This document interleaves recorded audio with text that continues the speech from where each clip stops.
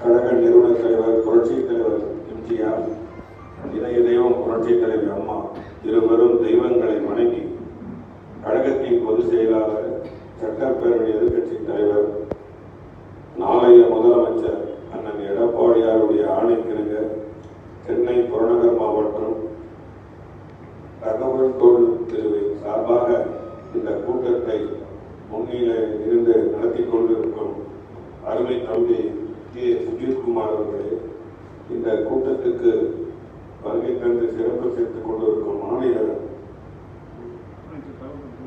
துணை செயலாளர் திருவாகரன் அவர்களே, செயலாளர்களே, ஒன்றிய செயலாளர்களே மற்றும் வட்ட இருக்கும் செயலாளர்களே, வருகை தந்திருக்க ஐடி விங்கிற்கான அனைத்து நிர்வாகிகளுக்கும் முதற்கண் வணக்கத்தை தெரிவித்துக் கொள்கிறேன்.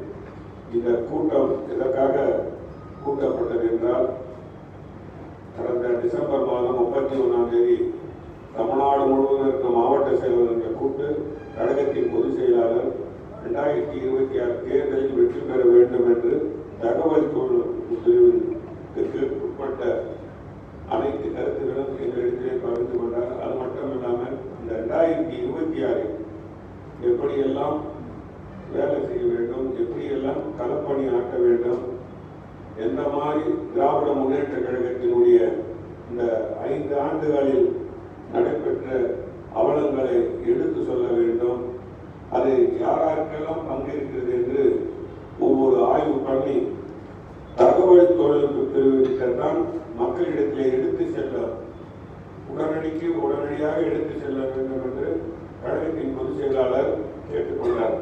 அதற்காக தான் உடனடியாக இந்த கூட்டத்தை ஏற்பாடு செய்திருக்கிறோம். உங்களுக்கு பல்வேறு சந்தேகங்கள் இருக்கும்.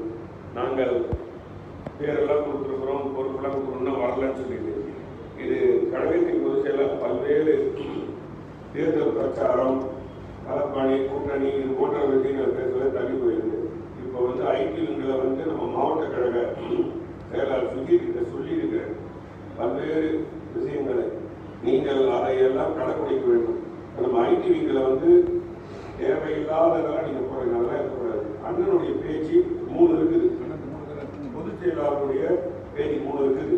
அவர் என்ன போடுறாரோ அதை நீங்க பேஸ்புக், வாட்ஸ்அப், ட்விட்டர்ல கண்டிப்பாக அதை பதிவு பண்ணி மக்களுக்கு எடுத்து சொல்ல வேண்டும். அதே போல சென்னை புறநகர் மாவட்டத்துக்கு 2 இருக்குது, இதை பண்ண வேண்டும். அதுக்கு அடுத்ததான் உங்களுடைய மாவட்டத்துக்கு ஐடி இது போட்டாவே நமக்கு நல்ல ரிசல்ட் இருக்கும். 2026 கண்டிப்பாக அம்மாவுடைய ஆட்சி மீண்டும் அண்ணன்